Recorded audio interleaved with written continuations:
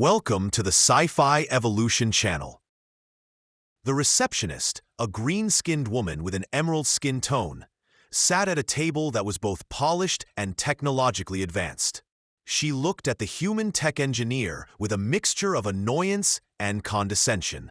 The tech engineer, dressed in a utilitarian jumpsuit, with tools casually attached to his belt and a battered briefcase in his hand, looked out of place in the luxurious surroundings.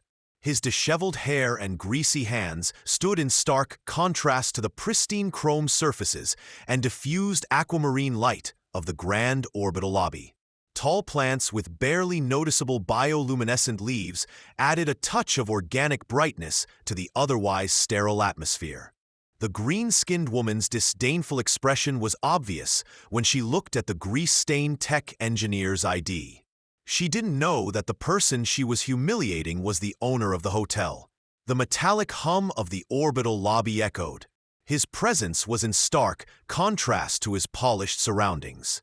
He was a stern figure, his dark hair and beard disheveled, his clothes worn and dusty from his travels. Still, there was a quiet confidence about him, a sense that he wasn't easily intimidated by the luxury of the resort. Misha's eyes darted to him, her expression unreadable. She had seen many visitors during her time at the Ortha suite, but this man was different. There was something about him that set him apart. As Davor approached the counter, Misha's eyes narrowed slightly. She had been trained to maintain a professional demeanor, but something about this man made her want to take a closer look. She had seen many visitors during her time at the Ortha suite, but this man was different. There was something about him that set him apart. Misha's eyes darted to him, her expression unreadable. She had seen many visitors during her time at the Ortha suite, but this man was different. There was something about him that set him apart. At first, it seemed that his jumpsuit was darned in some places. The brown work clothes were stained with grease, and there were stripes on them that looked suspiciously like traces of burnt plasma residue. The tools were attached to loops on his belt, making a soft clink as he moved, and a battered metal briefcase hung in his right hand. His shoes were so worn out that they were about to fall apart, and his hair was a tangled mass of unkempt dark strands that hadn't been combed in days. Davor looked around the lobby with a hint of annoyance. Glazed fountains and holographic chandeliers reflected a sterile splendor that made his skin crawl. He hated being here, hated coming here, but it was inevitable. Not today. Maliki's sharp gaze stopped on him the moment he approached the counter. She tilted her head slightly, the two creases on either side of her temples tensing with irritation. "Can I help you?" she asked in the honeyed tone reserved for paying guests. Her demeanor indicated that she was ready to help him, but her tone betrayed a hint of hostility. He slid a worn-out ID card across the smooth surface of the desk. The holographic display lit up, scanning the card and projecting its contents into the air. "I have a reservation," he said shortly, his voice low and hoarse, as if he had been breathing recycled shipboard air for years. Ridge raised a thin eyebrow and leaned forward slightly, studying the ID carefully. She repeated the word technician with a hint of disdain. "I didn't know Orbis Lux was expanding its clientele to include technicians," she said, her eyes narrowing. However, he remained silent, letting her contempt wash over him. She tapped her long, slender fingers on the table, calling up the booking list and asking for his name, although she did not hide the fact that she already knew him. "I'm sorry to inform you, Mr. Bren," she said, her voice taking on a mocking tone.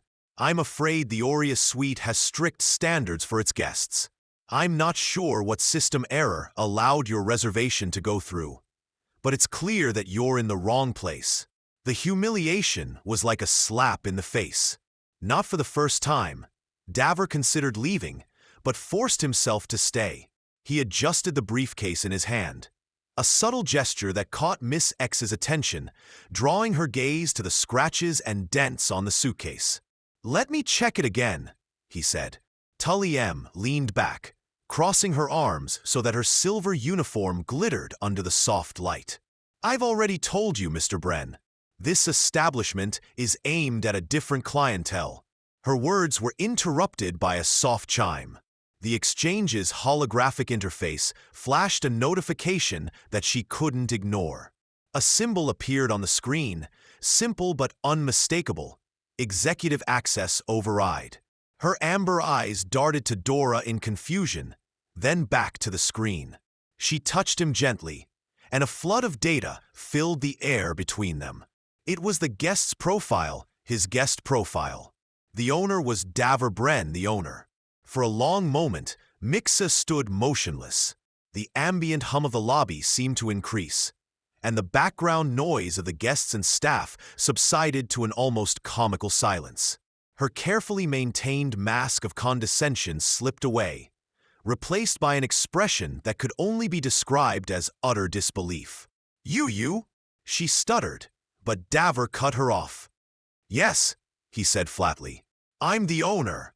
10 cycles ago, Davor was nothing more than a broke technician making ends meet on the fringes of galactic trade routes. But one fateful recycling raid changed everything. Amidst the rubble of an abandoned area, he discovered something that would change his life forever. The abandoned station system was still running, and its recordings contained a startling revelation. The station was once part of a prestigious luxury chain. Its history is lost in the annals of a fallen corporate giant. Davor has invested every penny he has and much more to restore it to its former splendor. The Orbitus suite was his main achievement, although he rarely demonstrated it. Here he preferred the quiet seclusion of his former life, tinkering with ships and avoiding everyone's attention. But today, a personal matter pulled him out of seclusion. "Is there a problem?" he asked, his voice calm but with a note of warning.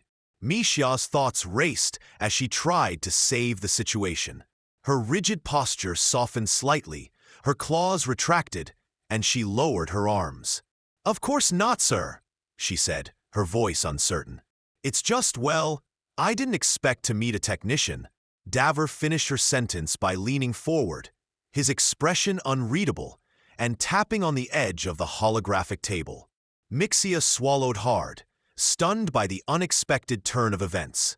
She wasn't used to making mistakes, and the realization hurt more than she was willing to admit. She straightened up, trying to regain some semblance of composure. "Your suite is ready, Mr. Bren," she said, her tone laced with forced professionalism. "There's no need for that," Davor replied, his voice firm. Davor Bren walked through the corridors of his hotel, a worn-out briefcase in his hand, his footsteps echoing faintly on the polished metal floors. The air was filled with the smell of ionized filtration systems and exotic xenoflora. The carefully chosen furnishings were supposed to exude comfort and luxury, but to Davor, they smelled pretentious. He looked at the luxurious display cases and holographic art panels, which changed into abstract patterns, contrasting with his own reflection in the mirrored panel. Malika's humiliation might have been pleasant, but there was no time for self-aggrandizement. He enjoyed the feeling of his presence, knowing that it wasn't just for show or to deal with unruly staff. There was something wrong with the automatic messages he had been receiving over the past Earth week. Mysterious system diagnostics and undetectable failures in the hotel's network forced it to leave its preferred orbit. The suite wasn't just a hotel. It was his lifeline, evidence of the risk he'd taken years ago. If everything collapses, everything he built will collapse. He inserted his private access card into the hidden elevator at the end of the corridor. The holographic display flickered, verifying his credentials, and the panel silently opened. Inside the elevator, a subtle vibration pressed against his legs as he descended deep beneath the lobby, into the maze of control systems that kept Orbitus afloat. The control room was in stark contrast to the luxurious surroundings upstairs. It was a cramped, industrial space filled with equipment and staff working tirelessly to keep the hotel running smoothly. The manager's presence there was a reminder of the importance of this part of the operation, although it was often ignored by the guests. With overlapping screens, tangled wires, and constantly flickering diagnostic displays, an artificial intelligence interface presented by a disembodied voice with a calm but eerily neutral tone greeted Davor. "Welcome, owner," he said, his words slightly distorted. "You have not entered this room for 243 standard days." "Yes, I've been busy," he muttered, placing his briefcase on a metal table and opening it to reveal various tools, including a portable diagnostic scanner and what looked suspiciously like a modified plasma welding machine. Davor asked, "Extract the system logs for the last cycle." The AI obeyed, filling the central screen with a stream of data. Davor's brows furrowed as he scanned the anomalies. Power fluctuations, unauthorized access attempts, and something that turned his stomach. An encrypted data packet embedded in the hotel's main systems, its origins still unknown to him. It was untraceable, but its purpose was clear. He was pumping out information. "Who else has access to this system?" he asked sharply. "No staff other than you has the necessary authorization," the AI replied. "However, I have detected multiple violations emanating from external nodes. The probability of an internal security breach is high." The AI's voice stopped, interrupting his thoughts. "The goals are guest records, financial transactions, and block diagrams. In addition, the code snippet suggests that data is being transferred to the room." Suddenly, the room was plunged into darkness. Davor's hand instinctively reached for his belt. His fingers wrapped around the handle of the plasma cutter. The emergency lights flickered, casting a dim red glow over the room. "The power supply systems have been attacked from the outside," the AI announced, its voice slightly distorted. Multiple layers of protection were breaking through at the same time. The estimated time to complete system failure was 6 standard minutes. Davor cursed under his breath, his mind racing. Orbitus was a self-contained system designed with redundancy to withstand even the most difficult hacking attempts. The attacker wasn't just skilled, he was already inside the station. Davor quickly grabbed his tools and ran out of the control room, heading for the technological tunnels. These tunnels were a maze of steel corridors that snaked under the station. The air was cooler here, with a slight smell of metal and grease. Davor's boots echoed on the trellis floors as he followed the dim emergency lights to the main systems. As he turned the corner, he saw a figure moving. Davor immediately crouched down, instinctively. He reached for a small device on his belt, a motion scanner, and activated it. The screen flickered, showing a figure just a few meters away from him. Davor moved cautiously, his plasma cutter in his hand, its soft blue glow casting eerie shadows on the walls. He peeked around the corner and noticed the intruder, a tall figure clad in sleek black armor, her face hidden by a reflective helmet. The armor was unlike anything he had seen before, its surface changing slightly, as if adapting to the environment. The intruder was working at the console. His movements were precise and mechanical. Davor's stomach twisted. This was no ordinary visitor, and he definitely wasn't there for a leisurely stroll. He came out of his hiding place, the plasma cutter humming softly in his hand. "You're breaking the law," he shouted, his voice echoing down the hallway. The intruder slowly turned around, his helmet reflecting a dim red light. For a moment, none of them moved. Then, with a smooth movement, the figure raised the device, the weapon. The intruder's movements were too precise to be natural. Davor, walking around the intruder, growled, "You had the nerve to hack into my station." His eyes darted to the console they were working on. It was still active, and data was streaming across the screen. The intruder did not respond. Instead, he loaded his weapon, aiming it directly at Davor's chest. Davor retreated at the last second, swinging the plasma cutter in a wide arc.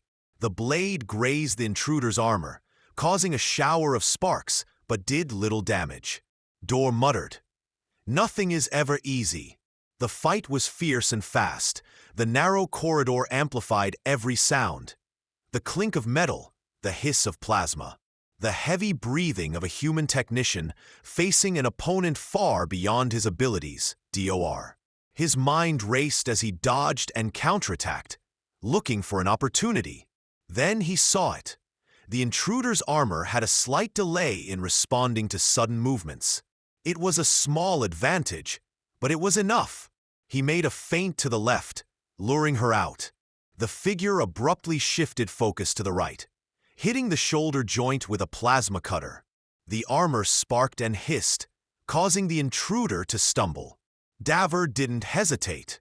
He grabbed the console's power module and yanked it out, interrupting any process the intruder was involved in. The screens went blank and the figure froze. Her helmet turned towards him with an expression that seemed to be annoyance. "You're done," Davor said, his tone less confident than he intended. The intruder raised his weapon again, but before he could fire, a deafening alarm reverberated through the tunnels, causing the station to shake violently. Davor clung to the support beam as the tremors subsided. "What the hell?" he began, but the intruder was already retreating, his movements quick and calculated. "Coward," he muttered, but his attention quickly returned to the console. Although the power module was now disabled, the screen was flickering, displaying a single message. Core. The heart of the hotel was not just a metaphorical organ, it was literal. It was the source of energy that kept Orbitus running. If someone interferes with it, the entire station will be in danger. Dave's heart was pounding as he grabbed the damaged power module and ran towards the nuclear chamber. The fate of the hotel, and perhaps his own, depended on his next move. As he ran, his comlink vibrated. Maliki's voice was hysterical and panicked. "Mr. Bren, guests are reporting strange activity. Evacuate them," he barked, cutting her off. "Do it now," he said sharply, leaving no room for argument. Misha hesitated. Then the comlink went silent. Dave's jaw tightened. Whatever was going on, it wasn't just about the hotel. Someone wanted Orbitus, and they were willing to destroy it to get what they wanted. He broke into the nuclear chamber. The sight before him took his breath away. The reactor's containment field flickered with arcs of energy, erupting like angry tentacles. In the middle of it all, there was another figure wearing the same adaptive armor. Their arms were outstretched, as if they were controlling the chaos. Davor tightened his grip on the plasma cutter. "Good," he muttered to himself.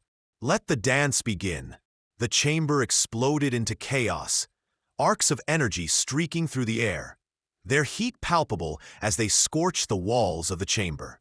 A figure in adaptive armor stood in the center of the reactor's chaos, arms outstretched, manipulating the content field with terrifying precision. Davor's eyes darted between the failing reactor and the intruder, every instinct screaming at him to retreat. But retreating wasn't an option. Not now. Not when the entire station and everyone on it depended on him. The plasma cutter hummed softly in his hand, an instrument that seemed insufficient. He took a cautious step forward, his boots clanking on the metal floor. The sound caught the figure's attention, and she turned her reflective helmet towards him. For a moment, the mirrored surface flickered, showing a distorted face beneath a mixture of human and something else, a fusion of flesh and synthetic elements. "Dork," he muttered, tightening his grip on the cutter. "Are you some kind of techno enthusiast, or is this just your way of redoing the interior?" The figure didn't reply, instead tilting her head as if studying him. Then a cold, mechanical voice, but eerily familiar, came from the helmet. "You shouldn't be here," the figure said. "Funny, I was going to say the same thing," Davor countered. "Now, how about you step away from my reactor before we both find out what a luxury hotel looks like in a fine mist?" The figure remained motionless, but then raised his hand, and a surge of energy rushed towards them. Davor Dove, standing behind the console, barely managed to dodge the crackling explosion that tore through the floor where he was standing. The air was filled with the smell of ozone as sparks flew around him. "Good," he muttered to himself, peering over the edge of the console. "Let's add psychopathic energy manipulation to the list of things I hate dealing with." He needed a plan. The reactor was seconds away from reaching critical condition, and this intruder wasn't going to let him peacefully shut it down. His mind raced as he scanned the room for anything he could use. That's when he saw it. A maintenance hatch on the far wall, partially hidden by flashing energy arcs. If he can get to it, he might be able to manually shut down the reactor from the secondary control panel. But to get there, you had to cross an open camera, right in the intruder's line of sight. Dove took a deep breath, his heart pounding in his ears. "Good," he thought. The intruder, muttering to himself, wondered if stubbornness could be considered a superpower. He pushed off from the console and rushed to the exit. The intruder reacted quickly, releasing another burst of energy at him. Davor ducked, narrowly avoiding the explosion and colliding with the wall. Heat burned the back of his suit, but he kept moving, refusing to look back. He reached the exit and slammed his hand on the release panel. The door swished open, revealing a narrow passage filled with cables and conduits. Davor entered the ship, slamming the hatch behind him as another explosion rocked the ship, crushing metal inside. "What a welcoming atmosphere," he grumbled, crawling through the cramped space. The vibrations from the failing reactor were getting stronger by the second, shaking the walls around it. He reached the secondary control panel and pulled it open, revealing a tangled mass of wires and printed circuit boards. "Okay, you naughty thing," he said. With his tools in hand, he set to work trying to fix the problem before it became catastrophic. His hands moved quickly, redirecting energy and isolating damaged systems. Beads of sweat dripped down his forehead as he muttered to himself. His tone was a mixture of annoyance and mockery. "You think that owning a place like this would mean that someone else would handle life-threatening situations. But no, it's always me crawling through the ventilation." A sudden clang echoed through the crawling space, and Davor froze. He slowly turned his head, his heart clenching when he saw the intruder approaching him. His reflective helmet sparkled in the dim light. They moved with unnatural fluidity, their limbs bending in strange ways to fit into the enclosed space. "Oh, come on," Dave groaned, reaching for his plasma cutter. "Can't a person get a break?" The figure rushed forward, its arm crackling with energy. Davor swung the plasma cutter. The blade sliced through the intruder's arm. When the intruder's hand touched the sparkling object, the shock wave swept through the enclosed space. Knocking Davor back, his head collided with a metal wall. He struggled to regain his balance, stars dancing in his eyes as he clutched the plasma cutter like a lifeline. "You're really determined to destroy the station, aren't you?" he said. The intruder spoke, his voice slurred but determined. Davor was impressed by their dedication. The intruder did not respond, but instead raised his hand again, and Davor prepared for another attack. Before they could strike, a sudden burst of static filled the enclosed space, causing the intruder to freeze. His helmet flickered, the reflective surface distorted into a chaotic swirl of images, data fragments, faces, and symbols that Davor couldn't decipher. Then a voice rang out, not the cold mechanical tone as before, but something else, something human. "Davor, help me!" These words shocked him. He stared at the intruder, his mind in turmoil. That voice, it was familiar, too familiar. "No," he whispered, shaking his head. "This can't be happening." But the voice came again, pleading and desperate. "Davor, it's me. It's Ilana." The name hit him like a punch in the gut. She was his colleague many years ago, a brilliant engineer with a sharp mind. With the same tenacity as his, they built Orbituslux together, putting their blood, sweat, and tears into the station. However, during construction, she disappeared, getting lost in an accident that devastated it. "They control me. I can't stop it." He took a step forward, his mind racing. Who? Who did this to you? She hesitated, her eyes flickering with a strange light. The Consortium finally spoke. They wanted the station. They knew its capabilities, what we had built. I'm their defense mechanism. If they can't have her, no one can. These words sent a shiver down his spine. A consortium, a shadowy corporate alliance with more power than common sense. They tried to buy the Horus suite during its construction, offering him a fortune to hand it over. When he refused, they disappeared, or so he thought. It was clear now that they had never stopped watching. "Ilana," he said, his voice urgent. "Listen to me. You don't have to do this. We can stop them. We can fix this." "I can't," she said, tears streaming down her face. "The reactor is set to overload. I'm the trigger. If I leave, it will explode." Dave's mind raced. There had to be a way, some way to disable the defense mechanism without losing her. But there was a reactor. The seconds were counting down, and each option seemed like a gamble. Davor spoke softly, her voice trembling. "You have to let me go." "No," he said fiercely, approaching. "I won't lose you again, not like this." "You have no choice," she said with a sad smile on her face. He was always stubborn, and before he could respond, she reached out and put something in his hand. It was a small device, and its surface was covered with intricate patterns. "This is our control link," she said. "She's connected to a protective mechanism. You'll know what to do." Then, before he could stop her, she turned and ran back to the reactor. Arcs of energy engulfed her, and Davor stared at the device in his hand, his heart pounding. The station was shaking violently, and he knew that time was running out. He had one chance to stop it, and he wasn't going to waste it. The reactor chamber exploded with a flash of light, and Davor ran to the final control panel. His mind was full of questions, but he needed to focus. The only unshakable goal.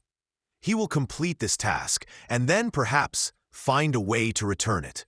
The content field pulsed with unstable energy, the arcs becoming more disordered by the moment. Dave was clutching the small device Ilana had given him, its complex circuits glowing faintly in his palm. His mind was a whirlwind of calculations, scenarios, and fear. The plant's reactor was seconds away from catastrophic failure, but the most pressing problem was the impossible choice that lay ahead. Ilana's voice echoed in his head, painfully familiar. "You'll know what to do." He didn't know yet, but he would figure it out, as he always did. Jumping over a fallen support beam, he re-entered the nuclear chamber. The scene in front of him was a chaotic sight. The glowing core of the station was seething with energy. The flickering content field was struggling to contain it. And there, in the center of it all, stood Ilana, her cybernetic form barely holding on. When the Consortium's security protocols forced Ilana to increase the instability of the reactor, she shouted in a hoarse voice as he approached. Her head turned towards him, her luminous eyes dimming briefly as a piece of her humanity appeared. "You shouldn't be here," she said, her voice shaking. "Leave the defense mechanism. I know about the defense mechanism, but I won't leave you to be their victim. I can stop it, but I need you to trust me." Her face was contorted with internal conflict, which was evident in every movement of her features. "You can't stop it." "Reactor," he interrupted. "Let me worry about the reactor. You said this device is a control link, right?" He picked up a small object covered with diagrams. "Tell me how it works." Ilana hesitated, her cybernetic implants visibly flickering as they struggled with their programming. "The link sends commands to the defense mechanism through me," she finally said, her voice strained. "If you turn it off, I'll lose control, and if you don't, the reactor will explode," she said simply, and took the station and everyone on it with her. Davor swore under his breath. The Consortium has built its defense mechanism too well. Even if he had manually turned off the reactor overload, The protective mechanism built into Alana systems would have provided a chain reaction. There was no way to stop one without stopping the other. Unless he looked at the reactor core. His technical mind decomposed the problem into its main components. The Consortium's defense mechanism was not only complex, it was predictable. He relied on an unbroken cycle. Ilana's implants controlled the overload and instability of the reactor, amplifying her signal, and the station systems were blocked in accordance with the requirements. But if he could break the cycle, break even one link in the chain, he might have a chance to stop it. "Ilana," he said, his voice softening, "there's a way to fix this, but I need you to hold on." Her luminous eyes flickered again. For a brief moment, he saw the woman he knew, the woman he adored. "Under the cars," she said, her voice barely audible. "I trust you." He nodded, solemn determination gripping him. "Okay, now hold on tight."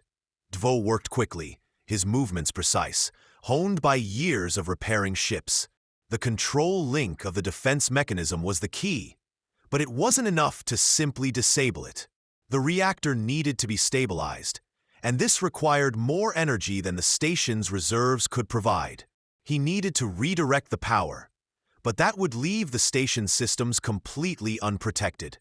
His fingers danced over the controls, bypassing security measures and redirecting energy to the auxiliary core. The camera shook violently as another burst of energy burst out, narrowly missing him. "Come on, you stubborn piece of junk," he muttered, slamming his fist on the console. A series of lights came on, indicating that the transmission was underway. But the reactor had not stabilized quickly enough. He needed more time. "Ilana!" he shouted, turning to her. She was still standing in the center of the detention field, her body trembling as the safety mechanism pushed her to the limit. "I need you to manually overload the content field. That will give me a few more seconds." She looked at him, her expression full of anguish. "If I do that, I won't be able to argue," he said sharply. "Just do it." Her facial muscles tensed, but she nodded sharply. She raised her arms, and the energy around her intensified as she caused the restriction field to expand. The effort was obvious. Her cybernetic implants were sparking, and her movements were becoming more and more abrupt. But it worked. "The reactor has stabilized, albeit slightly." "Just a little more," Davor muttered, turning back to the console. He inserted the control link into the main frame, initiating a complete system cleanup. The screen was filled with error messages, each one scarier than the last. And then, as soon as the last command line was executed, the reactor's energy increased dramatically, the containment field completely collapsed, and the camera was flooded with blinding light. Davor braced himself, expecting the worst. But instead of an explosion, there was deafening silence. The lights dimmed, and the reactor hummed softly, its instability suppressed. He exhaled a shaky sigh. The relief was short-lived as he turned to Ilana.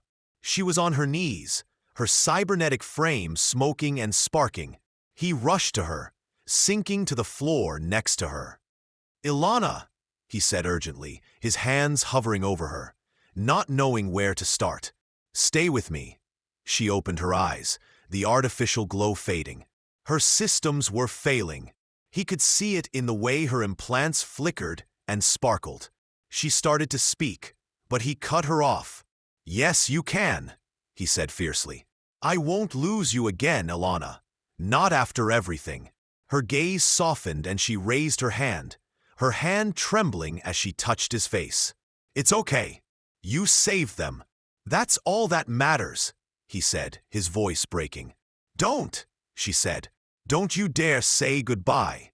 But she didn't answer. Her eyes dimmed, the last remnants of the light fading as her hand fell limply to her side. Davor sat there, motionless, the weight of everything weighing on him. The station was saved, but at what cost? Davor, even though he won, it didn't seem like a triumph. Then a barely audible sound caught his attention. He looked at the control link in his hand. The circuits were still glowing, pulsing in a rhythm that matched Alana's implants. His mind was racing. The Consortium's technology was much more advanced than anything he had encountered before. If there was any chance that a part of her mind was still in that connection, he told himself not to get his hopes up. Getting up and heading to the control center, he thought, "When has that ever stopped me?"